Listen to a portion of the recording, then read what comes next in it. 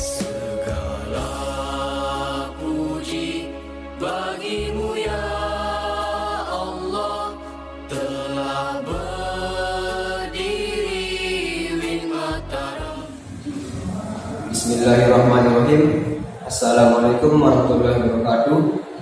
Kami dari kelompok 4 mata kuliah Psikologi Sosial, Program Studi Sosiologi Agama, Fakultas Muslimin dan Studi Agama akan sedikit membahas tentang materi kami, yaitu kognisi sosial. Baik, bismillahirrahmanirrahim. Assalamualaikum warahmatullahi wabarakatuh.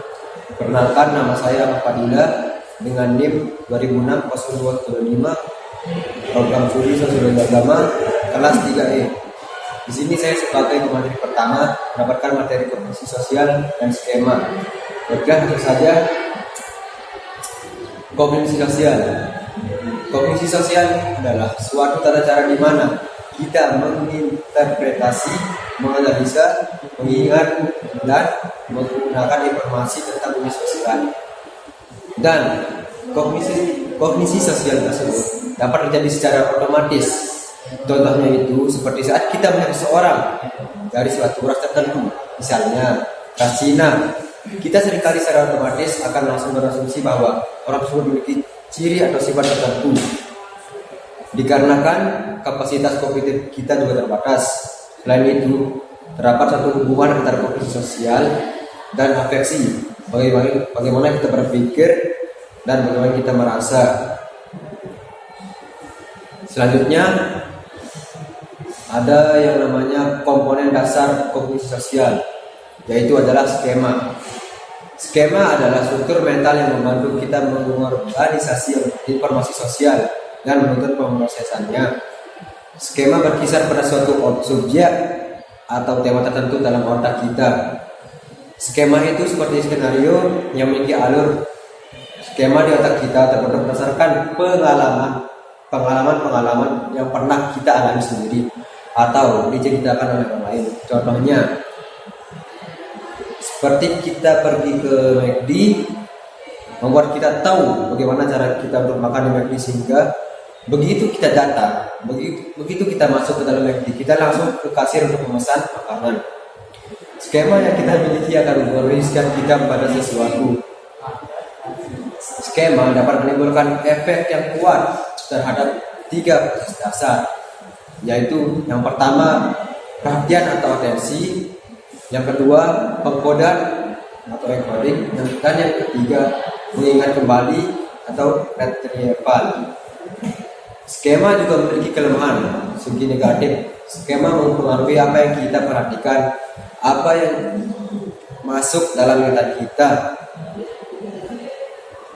dan apa yang kita ingat, sehingga terjadi distorsi pada pemahaman kita terhadap dunia sosial. Skema memainkan peran penting dalam pembentukan prasangka, dalam pembentukan satu komponen dasar pada stereotip tentang kelompok-kelompok sosial tertentu. Skema seringkali sulit diubah karena skema memiliki efek bertahan, preference effect, tidak berubah. Nah, ketika menghadapi informasi yang kontradiktif, kadangkala skema bisa memberikan efek pemenuhan harapan diri, self-fulfilling, yaitu skema membuat dunia sosial yang kita alami menjadi konsisten dengan skema yang kita miliki. Contoh efek bertahan: ketika kita gagal, kita berusaha menghibur diri kita sendiri dengan kata, "Kamu hebat kok, ini karena pertandingan yang tidak adil," dan sebagainya. Contoh ramalan yang mengundurkan dirinya sendiri, self-fulfilling prophecy. Ramalan yang membuat ramalan itu sendiri benar-benar terjadi. Skema guru untuk siswa yang minoritas, yang menyebabkan guru memperlakukan siswa minoritas itu secara berbeda, kurang positif, sehingga menyebabkan prestasi siswa minoritas tersebut akan menurun. Stereotip tidak hanya memiliki pengaruh, namun bisa mengefek pemastian dirinya. Stereotip juga membentuk identitas sosial. Mungkin hanya itu dari saya, selanjutnya akan dilanjutkan oleh pemateri kedua. Sekian, wassalamualaikum warahmatullahi wabarakatuh. Bismillahirrahmanirrahim. Assalamualaikum warahmatullahi wabarakatuh. Perkenalkan, nama saya Taufik Rahman, nomor NIM 2006-021-1, Prodi Sosiologi Agama kelas 3. Di sini saya sebagai pemateri kedua akan melanjutkan materi dari yang pertama, yaitu atribusi dan heuristik. Baiklah, langsung saja. Atribusi. Kajian tentang atribusi pada awalnya dilakukan oleh Fritz Heider pada tahun 1958. Menurut Heider, setiap individu pada dasarnya adalah seorang ilmuwan semua yang berusaha untuk mengerti tingkah laku orang lain dengan mengumpulkan dan memadukan potongan-potongan informasi sampai mereka tiba pada sebuah titik masuk akal tentang sebab-sebab orang lain bertingkah laku tertentu. Menurut Heider, ada dua atribusi tersebut. Yang pertama, atribusi internal atau atribusi disposisional. Pada atribusi internal, kita menyimpulkan bahwa tingkah laku seorang disebabkan oleh sifat-sifat atau diskursus unsur psikologis yang mendahului tingkah laku. Dan yang kedua, atribusi eksternal atau atribusi lingkungan. Pada atribusi eksternal, kita menyimpulkan bahwa tingkah laku seorang disebabkan oleh situasi tempat atau lingkungan orang itu berada. Dan adapun contohnya, misalkan kita melihat ada seorang melakukan sebuah pencurian. Sebagai manusia, kita ingin mengetahui apa penyebab kenapa dia sampai berbuat sedemikian rupa. Dan di sini ada dua fokus untuk mencari penyebab tersebut. Yang pertama, suatu kejadian dalam diri dan suatu kejadian dari luar seorang tersebut.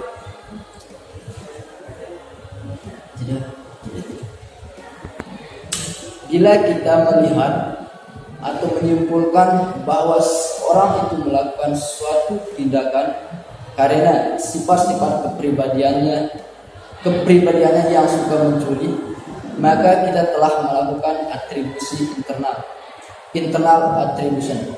Tetapi jika kita melihat atau menyimpulkan bahwa tindakan yang dilakukan oleh seorang dikarenakan oleh tekanan situasi tertentu, misalnya mencuri untuk membeli obat, maka kita melakukan atribusi eksternal atau external attribution.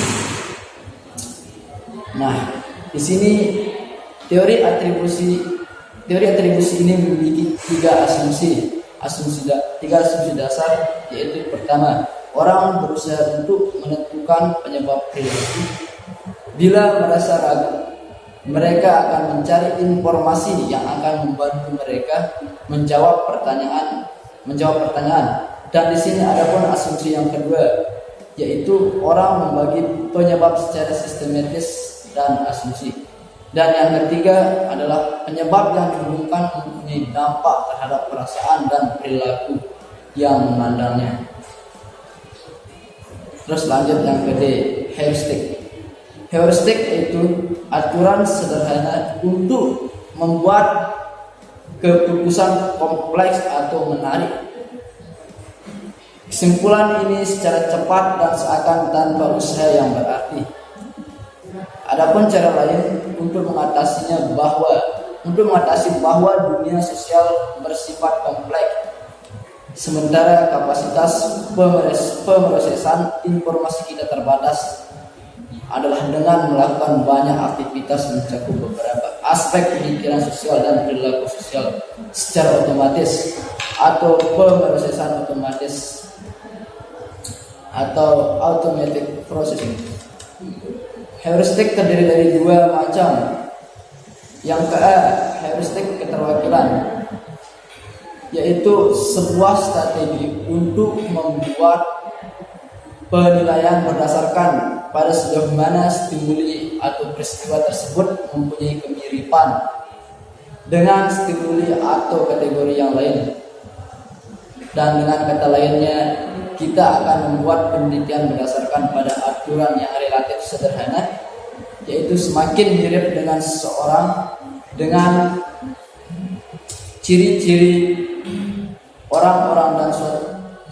orang-orang suatu kompleks, semakin mungkin bahwa dia merupakan bagian dari kelompok tersebut.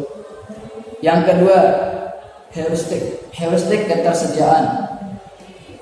Nah, di sini heuristik ketersediaan itu ialah sebuah strategi untuk membuat keputusan berdasarkan beberapa mudah suatu informasi yang spesifik dengan dimunculkan dalam pemikiran kita. Semakin mudah suatu informasi masuk ke pikiran, semakin besar pula pengetahuan terhadap penilaian atau keputusan yang akan dibuat.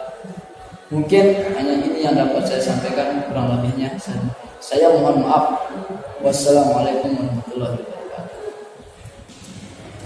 Bismillahirrahmanirrahim. Assalamualaikum warahmatullahi wabarakatuh. Perkenalkan, nama saya Bayi Cynthia Soraya, NIM 2006-02120, Program Studi Sosiologi Agama kelas 3E. Di sini saya sebagai pemateri terakhir akan melanjutkan dari materi kedua. Baik, langsung saja. Yang pertama, saya akan melanjutkan tentang bias error. Bias error ialah sebuah penyajian bahan yang dipenuhi prasangka. Ia juga berarti kesalahan yang konsisten dalam memperkirakan sebuah nilai. Berikut sumber-sumber yang berpotensi menimbulkan kesalahan dalam kognisi sosial. Yang pertama, bias negatif, yaitu kecenderungan kita merangsang hal-hal negatif daripada positif. Contohnya, misal kita memiliki hari yang bagus saat berada di tempat kerja, namun tiba-tiba ada orang yang memberi komentar yang menjengkelkan kepada kita. Kemudian akhirnya kita akan mengingat komentar tersebut di sepanjang waktu kita di tempat kerja. Lalu ketika pulang ada orang lain yang menanyakan kabar kita hari ini. Kita menjawab bahwa kita mengalami hari yang buruk, padahal secara keseluruhan ketika di kantor hari kita di kantor cukup baik meskipun ada suatu kejadian yang kurang baik.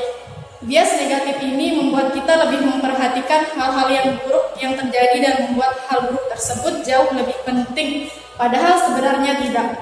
Yang kedua, bias optimistik, suatu predisposisi untuk mengharap agar sesuatu berjalan baik. Contohnya, kebanyakan orang percaya bahwa mereka memiliki kemungkinan yang lebih besar dari orang lain untuk mengalami peristiwa yang positif dan kemungkinan lebih kecil untuk mengalami peristiwa negatif. Yang kedua, efek kognitif, yaitu berhubungan dengan pikiran atau penalaran, sehingga khalayak yang tadinya tidak tahu menjadi tahu dan yang tadinya tidak mengerti menjadi mengerti. Contohnya ketika kita menonton TV dan membaca koran. Sekian, mungkin hanya ini yang bisa saya sampaikan, kurang lebihnya saya mohon maaf.